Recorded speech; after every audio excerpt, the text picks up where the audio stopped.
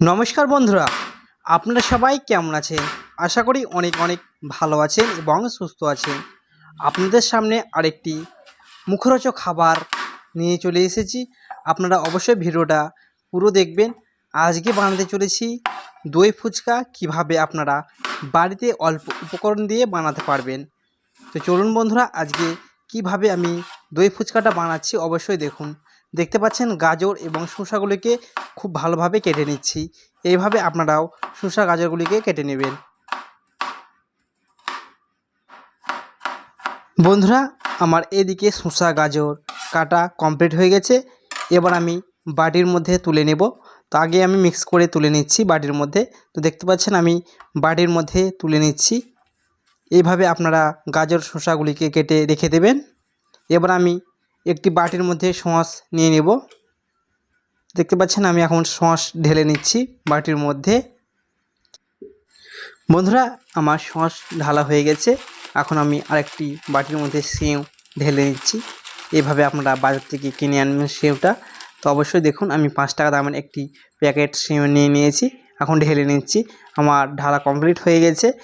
এবার আমি আরেকটি বাটির মধ্যে দই নিয়ে নেব। তার জন্য আমি দইয়ের জন্য দেখতে পাচ্ছেন একটা বাটি নিয়ে নিয়েছি। এখন আস্তে আস্তে আমি দইটাকে তুলে নিচ্ছি। আস্তে আস্তে এক কর্তা কেটে আমি বাটির মধ্যে দিয়ে দিচ্ছি। আমার যতখানি প্রয়োজন মতো আমি দইটাকে কেটে নিচ্ছি। তো এইভাবে আপনারাও সমস্ত উপকরণগুলোকে আগে থেকে রেডি করে রাখবেন।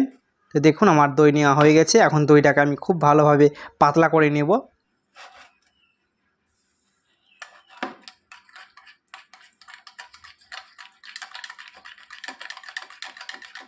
বন্ধুরা, এদিকে আমার দইটা কমপ্লিট হয়ে গেছে দেখতে পাচ্ছেন। এবার আমি তেঁতুলটাকে খুব ভালোভাবে গুলে নেব। তার জন্যে আমি তেঁতুলে আগে থেকে ভিজিয়ে রেখেছিলাম। দেখুন, খুব সুন্দরভাবে সেটাকেও আমি গুলে নিচ্ছি। এইভাবে আস্তে আস্তে গুলে নেবেন। এবার আমি আলুটাকে খুব ভালোভাবে মেখে নেব। সেজন্য আমি আলুটাকে ছাড়িয়ে নিচ্ছি। তো দেখুন, আমার আলু ছাড়া কমপ্লিট হয়ে গেছে। এবার আলুর মধ্যে আমি দিয়ে দেব লঙ্কা গুঁড়ো। দেখতে পাচ্ছেন আমি প্রয়োজন মতো লঙ্কা গুঁড়ো দিয়ে দিলাম। এবার দিয়ে দিচ্ছি আমি ধনের গুঁড়ো। এবার দিয়ে দেব জিরে গুঁড়ো। এভাবে সম্পূর্ণ উপকরণগুলোকে দিয়ে দিতে হবে। এবার স্বাদ মতো লবণ দিয়ে দিচ্ছি। এবার দিয়ে দেব কিছুটা ছোলা। চলুন, ছোলাটা দিয়ে দিচ্ছি। এখন আমার ছোলা দেওয়া হয়ে গেছে। এখন আমি যে শসা গাজর কুটতে রেখেছিলাম সেগুলোকে এখন দিয়ে দিচ্ছি। এবার আমি ভালো করে মেখে নেব। চলুন, আলুটাকে ভালোভাবে মেখে নিচ্ছি। এখন আমার আলু মাখা প্রায় কমপ্লিটের দিকে। এবার আমি ফুচকাটাকে ভেজে নেব। চলুন, আমি আজকে কিভাবে ফুচকাটাকে ভেজে নিচ্ছি দেখুন। অল্প উপকরণ দিয়ে আজকে খুব সুন্দর একটি দই ফুচকা বানিয়ে দেখাবো। তো দেখুন, আমি ফুচকাগুলোকে ভালোভাবে ভেজে নিচ্ছি। দেখুন কতটা সুন্দর হয়েছে ফুচকাগুলি। এভাবে ভেজে তুলে নিতে হবে। চলুন, ফুচকাগুলোকে আগে ভেজে নেই।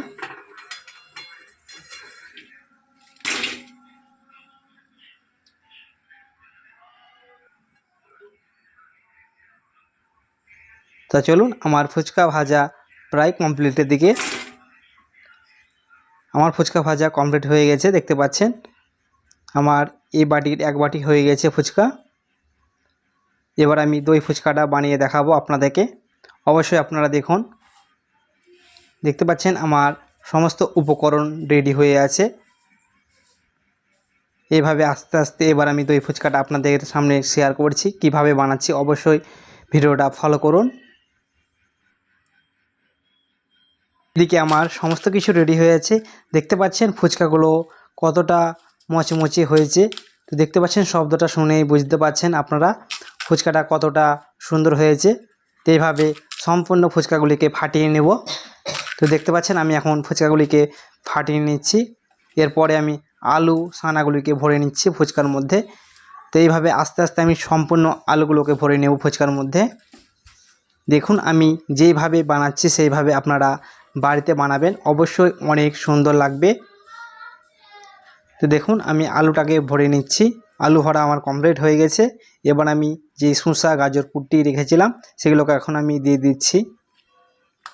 এভাবে আপনারা ফুচকাটা বাজার থেকে কিনে এনে আপনারা বাড়িতেই এই সমস্ত উপকরণ দিয়ে আপনারা তৈরি করে নিতে পারবেন আপনাদের মন মতো এই দই ফুচকা। দেখুন আমার শসা কুটি গাজর কুটি দেওয়া হয়ে গেছে। এবার আমি দিয়ে দেবো সস। তো চলুন সসটা ওর উপরে দিয়ে দিচ্ছি।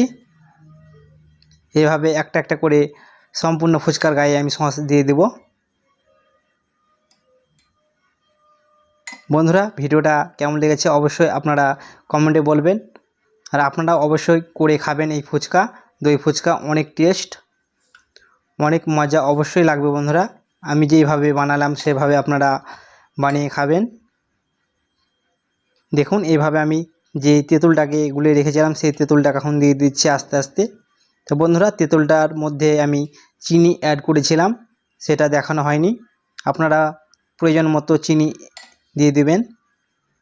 দেখুন আমার তেঁতুলের পেস্ট দেওয়া হয়ে গেছে। এখন আমি দইটা দিয়ে দিচ্ছি সেই ফুচকার গায়ের মধ্যে। এভাবে আস্তে আস্তে আমি পুরো ফুচকাতে দিয়ে দিচ্ছি দইটা। দেখুন কতটা সুন্দর লাগছে। আর আমার চ্যানেলে যদি নতুন হয়ে থাকেন তো অবশ্যই চ্যানেলটিকে আপনারা সাবস্ক্রাইব করে পাশে থাকা বেল আইকনটি অবশ্যই প্রেস করে রাখবেন নতুন নতুন এই সুন্দর সুন্দর রেসিপি দেখতে। তো দেখুন আমি দই দিয়ে দিয়েছি বন্ধুরা। এবার আমি দিয়ে দিব যেই আমি ভুজিয়াগুলো রেখেছিলাম সেগুলো এখন দিয়ে দিচ্ছি ওর উপরে। এভাবে আস্তে আস্তে যেমনভাবে আমি বানালাম সেম এইভাবে বানাবেন, অবশ্যই ভালো লাগবে। তো দেখুন কতটা দেখতে ভালো হয়েছে এই ফুচকাগুলি।